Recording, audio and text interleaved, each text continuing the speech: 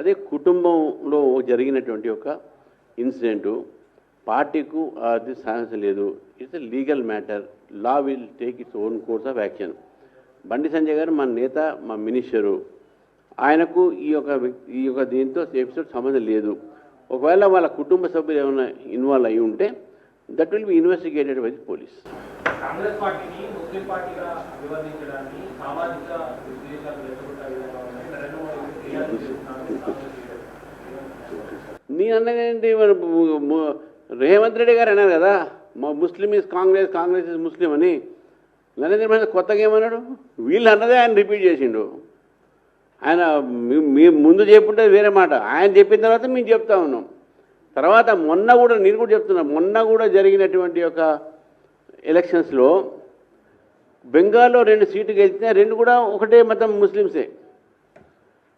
19 అస్సాంలో గెలిస్తే 18 ముస్లిమ్సే. కేరళలో 31 మంది ముస్లిమ్సే.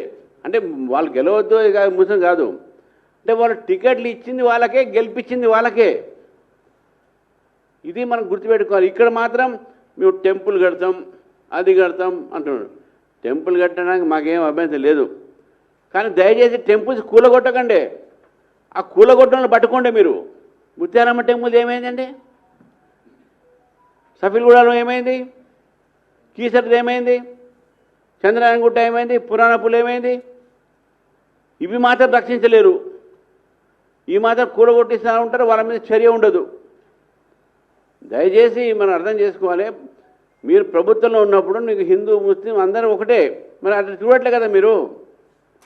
కాబట్టి డెఫినెట్గా భారతీయ జనతా పార్టీ భావించేది Congress party is turning itself into a Muslim League party. ఇది మన కళ్ళ ముందు కనబడుతున్నది. Thank you.